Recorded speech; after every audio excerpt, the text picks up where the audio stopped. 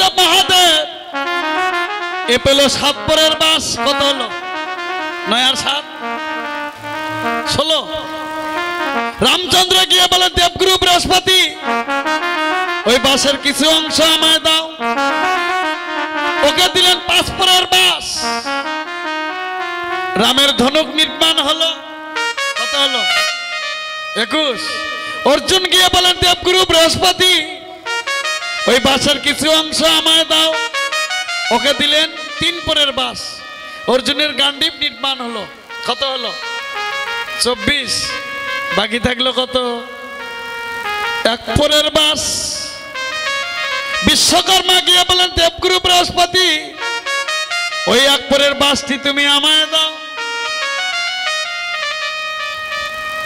অষ্ট আঙ্গুল ছিদ্র করল 9টি। ওই 9ম ছিদ্রে রবের বাসি গোবিন্দের হস্তে সঁপে দিল। ওই দিন হইতে একটি কীর্তন নির্মাণ হলো যার নাম বংশী শিক্ষা।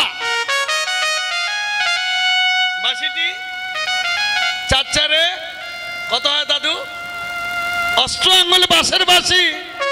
আমাদের দেহখানা একটি বাসি, বাসি না?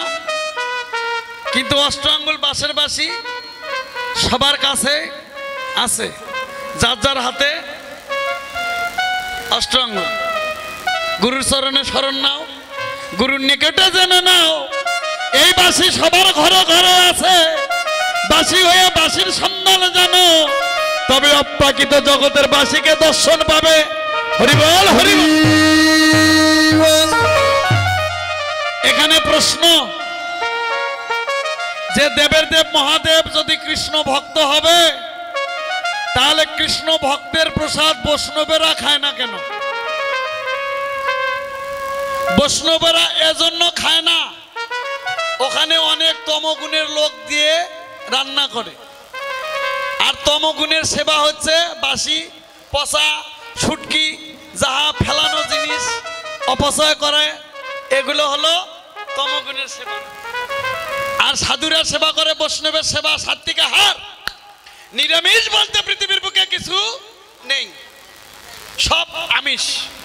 তবে যে বস্তু আমার গোবিন্দ সেবায় লাগে ওকে বলানো হয় সাত্বিক আহার।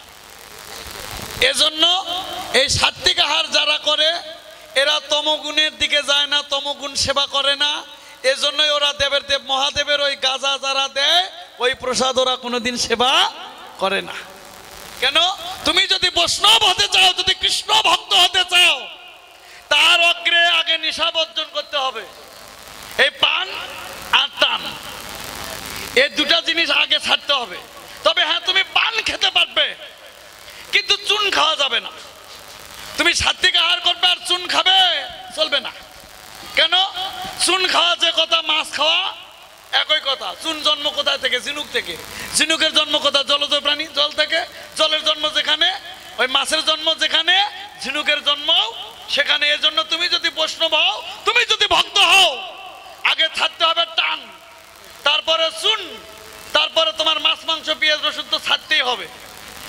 তুমি সব নেশা বর্জন করলে হবে না, কিছু কিছু নেশা থাকতে হবে। সেই নেশাটা গীতা ভাগবত পড়ার নেশা, সাধু সঙ্গ ভক্ত সঙ্গের নেশা, আর ভক্তের চরণ ধুলি কোথায় গেলে পাবো এই নেশা তোমার থাকতেই হবে। হরি বল হরি। বৈষ্ণব কবি দর্শন পেল চাঁদ মুখে দিয়ে বেনু, নাম লয়া সব ধেনু।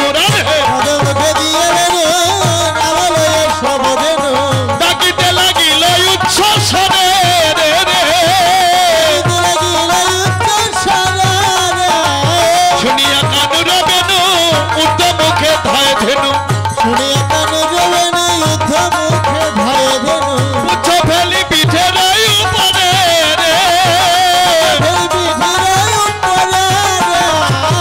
জীবনে যে ধেনু ছিল ফিরায়া পাত্র কইল